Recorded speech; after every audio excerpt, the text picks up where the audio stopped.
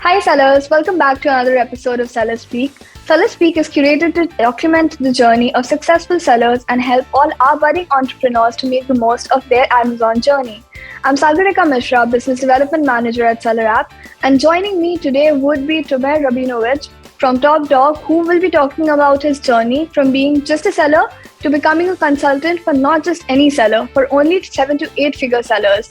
And in case you have any questions along the way, feel free to drop them in the comment box below, and let's get started.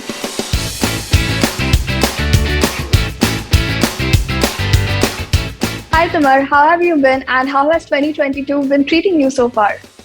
Yeah, I'm doing very well. I actually just had a new baby 2 weeks ago, and now the book is launched as well. So very exciting stuff happening this year for sure. Up and coming all through and through. Congratulations on the baby. And I'm excited to get a copy of the book and get started on reading that myself. Yeah, thank you. So tell me, how did you start selling on Amazon? When did that happen? How has your journey been? And how has the transition been with the book launching? Yeah, so I've been selling on Amazon since 2015, started with a course back then, and I had success with my first product. So that kind of took off pretty quick, and had a day job at the same time. And I actually quit that day job, I think in 2017. Like it took me 2 years to actually quit, and been doing that full time ever since. And for the past few years now, as you said, I've been working with a lot of big sellers in the industry, as well as some of the aggregators as well. So yeah, it's been an amazing journey so far. And what was that product that took off so quickly for you? Well, I think I had more luck than I thought I did, because I thought, well, this is easy because I launched the first product and it took off. And then I tried to do the same thing with like 3-4 other products and they all failed miserably. So then I realized I need to change directions and kind of dig deeper into the product ideation process, the product development process, and then it like took off again. So took a long time to figure it all out, but yeah, I still think that today this business is probably one of the best, if not the best business model that exists. I don't know any other business you can start with a few $1,000s and scale it to 7 figures or do a 7-figure exit in 3-4 years. So I don't think that exists anywhere else.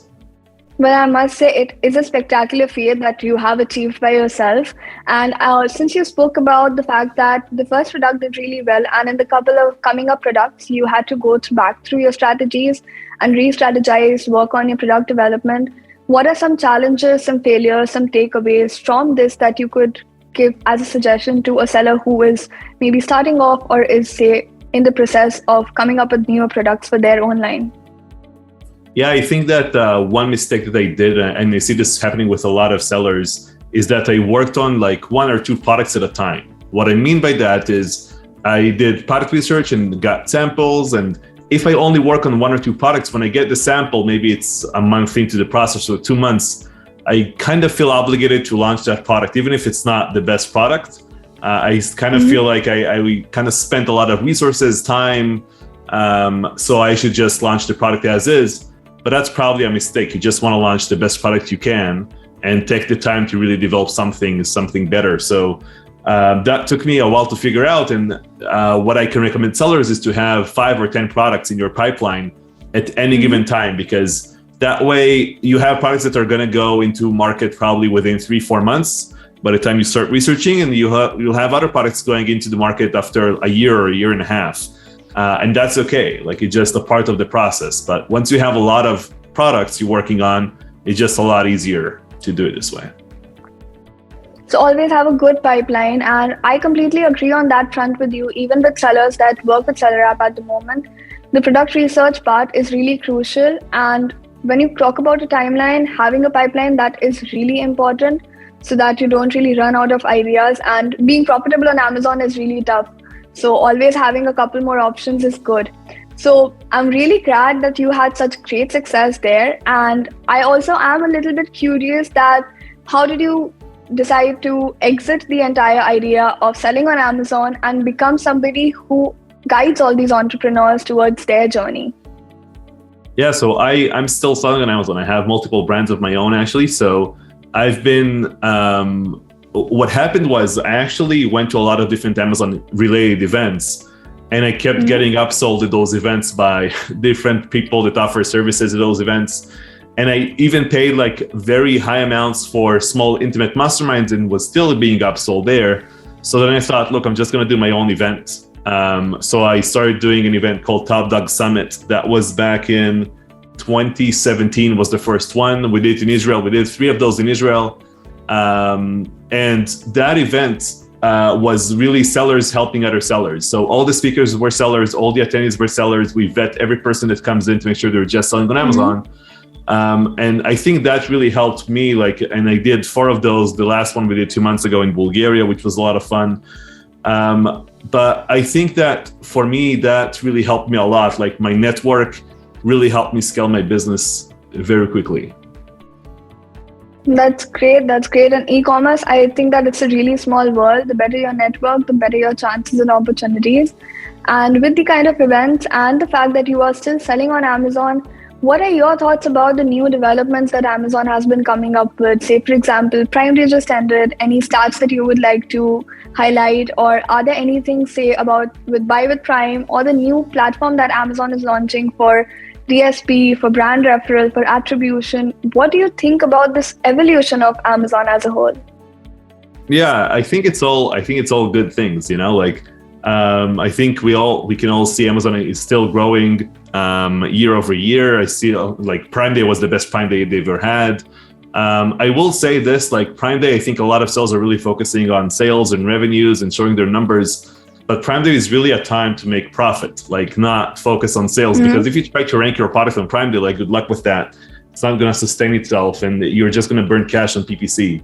So by even pausing your PPC like before Prime Day, like 2 days before, or not pausing, but just lowering the budget significantly. And then on Prime Day, like activating the PPC again at 10 a.m., 11 a.m., that's where all of your competitors are probably ran out of their budgets by that time and just lost money. And then you can start selling and beating them. And same thing about Q4. If your products are giftable, you really want to focus on making a profit in that time of year and not ranking or anything else. Like ranking should really be happening before the season starts, or even when you launch a new product, you should launch products on the off season and not on the season, because you need to sell like just a few units in order to rank instead of selling a lot of units in order to rank. Makes sense. I think with that, SellerApp also launched day parting, and I've been researching a lot about it, that when you don't have something like this, you do tend to run out of your budgets in the peak hours of the day, and when your buyers are actually online, you don't really show up. So that's a really smart thing to look at. And in terms of launching a product, say for Q4, would you say now would be a good time to start working on that altogether? Now we don't, like we are July 26th right now. That might even be too late, I think. It just depends, again, on the products you're going to find. You need to find products like throughout the year. I think like a healthy way to think about it, like to have enough time, is if you can research product in Q4 for the Q4 next year, that would be ideal, because then you can research products and you know what they're actually selling, like what's the actual seller rank and how much they're actually selling, instead of just kind of guessing, in July what's going to happen in Q4. But if you research right now summer products for next year, that's ideal as well.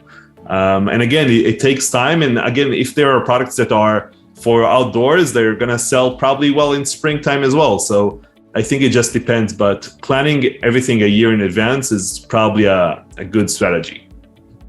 That sounds good. I'm pretty sure my sellers will be taking note of this, because if I was selling on Amazon, I would also start preparing for Q1 now.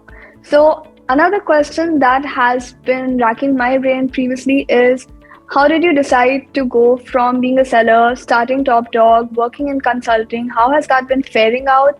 And what exactly does the consulting really involve? Yeah, so what I do, I have a company here in Israel called Top Dog, and what we basically do is we help 7-8-figure sellers scale their business, automate it, like removing themselves from the business as well as exiting their business eventually.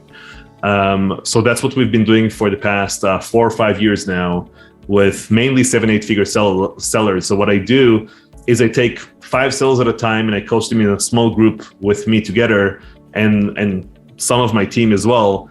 and we just work with them on product research and images and keywords and launching and basically all the basic stuff, but on the highest level possible, because the money in this business is not in the next hack or the next trick or whatever. It's in running this as a proper business and just focusing on the important things. So that's what we do. And because we do it in a small intimate mastermind with 5 sellers, they all share their brands with each other, just show what they sell on day one. And that way we can really help them with their businesses. And it's a mastermind, so they actually help each other out as well. They just talk to each other on the calls, and some of them become really good friends. I was in Canton Fair a few years ago, and there was we went to Hong Kong for a few days for Global Sources event, and one of my groups that I consulted for all met up in Hong Kong, and I just hung out with them for 2 days. And I mean, like, a lot of them kept in touch to this day. Some of them came to my events together as well. So I think that if you're not like, this business can get very lonely. You know, what I tell sellers is, if you want to scale your business, you have to be open with what you sell with just a few sellers that are at the same level as you. You don't need to pay for a consultant or anything if you don't want to, but just on with a few sellers that are at your level, and then you can really help each other scale. And you can talk with them about things you cannot really discuss with your employees or freelancers or even consultants. And that's why you really want to surround yourself with a few sellers. That's great advice. I completely agree on that everything said and done, when you're running a company and somebody is in the same pool as you, they understand your struggle, they understand your queries and concerns, and they will definitely have a lot more advice to offer as compared to any guru, any blog, any YouTube video. Now tell me this, how have you used all of this experience, all of this information to create that book that is out there on Amazon already? Yeah, so this is the book right here. Oh, wow. So it's pretty long. It's like 300 pages long. So the book actually, like, you know, COVID hit 2 years ago. I was flying maybe once a month to speak at different events all over the place. And I knew, like, this is going to last for a while. Obviously launched some COVID related products and stuff like that. Like a lot of people in the industry made some money, but I really wanted to do something to kind of benefit the industry that they cannot do otherwise. So I thought maybe a podcast, a YouTube channel, or a blog or something. But then I came to a realization, let's just write a book and make it very, like, affordable, obviously, to everyone, because my main people that I consult for are like 7-8 figure sellers. I cannot really give my time to beginners. You know, I don't really have the capacity to do that. So I thought, what's the best way to do it is to write a book. And the book is not really like, there are books on Amazon. If you go to Amazon and you type in like how to sell on Amazon, there are a few books around that. But this is not that. This book is like for active Amazon sellers. So if you're already selling on Amazon, this is the book for you. Like, the first half of the book is just foundations from anything from product research, product development, sourcing, launching the book, building a listing, like all of that is the first half. The third quarter of the book is about running the business. So KPIs, PPC, supply chain. And then the last quarter of the book is actually turning this into a business, building up your team, systems, processes in place in your business, how to scale, removing yourself from the business. Basically, everything I cover in my training that is like thousands of dollars for Amazon sellers is all covered in the book. I'm not like hiding anything. I'm just revealing everything. And also, after you buy the book, you have like QR codes throughout the book to scan, and you get extra content from me, like full lectures that I've done on stages, workshops I've done that were paid or free or whatever. Like, all of that's just free for you to just get, because this is my way of kind of giving back to this industry that I love and have been involved in for the past 7 years. So what I will be doing is, for all the listeners out there, I will be adding the link to the book on the Amazon store. So you can just easily check the description, click on that, and voila, you will be at the link. Now that is very interesting. And I wanted to ask you also about the fact that, say, as a seller, there are so many parts to selling, right? You have your inventory, you have your profits, you have your PPC, you have your keywords. You actually have to look at shipping, the logistics. How do you manage all of these when you are, say, beginning, when you're at intermediate, when you're looking at scaling? Because that is what your niche would be, that looking at scaling. Some takeaways for, say, people who are beginner or intermediate, what would be the output that they can look at? Yeah, great question. So what I noticed, like what I thought I need to do when I started is I need to start outsourcing stuff. So I thought, okay, I'm going to hire a person for customer support for a few hours a day. I'm going to hire someone to help me with product research, someone to help me with PPC. And then I kind of hired more and more people. I had 12 people on my team, and they were all reporting to me. Like I was still the bottleneck of my own business. I couldn't scale that business. And at some point I let them all go and started again from scratch. Oh. So what I realized is that the first and second hire that you're going to do in your business are the critical ones. You really need to nail those hires right. And you should do those as soon as you can afford hiring people. So the first hire that I did, like in the second time around, I hired someone to work with me full time. And then the idea was, and I did that during the interview as well, was promoting her to become a manager and managing a few people underneath her.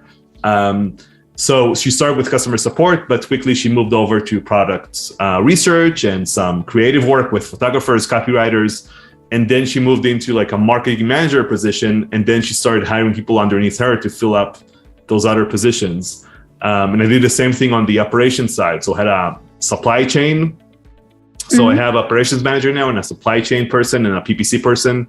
So I basically have 2 managers managing 5 other people. And that's my team. It's a very small team. And that's what I wanted. Like there are sellers that I consulted that have, over 100 people on their teams, like 9-figure businesses. That's great, but that's not what I want. Like I started this business for a reason. Like the whole point of this, I think the reason people start most businesses, I would say, is because of the freedom that they can get from it, right? Or that they think they can get from it. And if you just work harder and harder over time because you just keep launching products, it's not going to end well, right? Like what I ask sellers is like, can you take a week off, 2 weeks off of your business without a laptop somewhere, and they're kind of shocked about the question. They cannot even think about doing that. And I'm like, so what's the point? What's the point of all of this if you cannot do that? Or if you want to exit in a year or two and you want to burn yourself out by then, that's your business. You can do that. But I really think we should all try and enjoy the journey as much as we can and not just kind of hustle every day and just work all day long. I have 3 small kids at home, and I told myself when I started this business, like I had my first son being born while I was running this business. And I told myself, look, I'm just going to be with my kids every single afternoon until they kind of get out of the house at some point, like that's, or until they don't want me anymore once they have like friends and stuff, that they go out and whatever. But to me, like that's the why. That's why I'm doing this business, to spend time with my wife, my kids, my family, taking vacations, taking time off, going to events that I love to do. And I need to run the business in a way that I can do all of those things. So it doesn't matter if you are going to build a 7-figure business, 8-figure business, or you're going to exit. But I think you really need to think about what you want your day to look like, your life to look like while you're running the whole thing, because you will get burnt out if you won't. Like that's what happened to me. And a lot of sellers that I know also sold their businesses because they were already burnt out. They couldn't handle it anymore. And that balance is really important, I think. Definitely agree on that front that it's all about balance. If you're being your own boss and you're still working 24/7, that is basically going back to the same churn but with a different name. I had a session with Yoni Kuzminski as well from Scala a while back, where he spoke about systemizing your business both for scale as well as for sale. And these are similar pointers that he covered in that episode. So I am glad that there are a bunch of sellers who are on the same page about systemizing their business. So thank you so much about that, Tumer. That's a great insight. Yeah, thank you. Yoni is actually a good friend. He's based here in Israel, in Tel Aviv. So we met up a couple of times. Like I said, it's definitely a small word for e-commerce. Yeah, definitely. Awesome. So thank you so much, Tumer, for being here. And thank you for everybody for watching. And in case you have missed out on any of our previous episodes of SellerSpeak, you can always rewatch them on our YouTube channel to get more insights like Tumer talks about scaling your business. We have different sellers talking about different aspects of their growth journey on Amazon. And Tumer, any final words for today? Yeah, well, I will just say, like anyone like listening, seriously, like you can message me anytime. I'm just happy to help sellers out, helping as much as I can. My team kind of hates that I offer that, but feel free to ping me on LinkedIn, Facebook, wherever, or also buy the book and reach out. Like I would love to help and always enjoy talking to other sellers. That's awesome. And don't forget to like this video and subscribe to our channel. And if you have any questions, either for SellerApp or for Tumer, please drop them in the comment section below, and we will definitely connect you to us as well as for Tumer. Tumer, is there a particular email ID or a particular platform that they can reach out to you at? Yeah, so if you go to my website, rabinovich.com, that's one place. The other place is jointopdog.com if you want to see a bit of our services, some more free content, get the book as well. Yeah, so just reach out on those platforms, or again, Facebook, LinkedIn, I'm available there as well. And I will be vouching for the fact that he's very active there. So whenever you reach out, you are going to get some prompt replies. Cool, thank you. Okay. To all the sellers, until next time, happy selling for you. And that's the end of our session today. Thank you.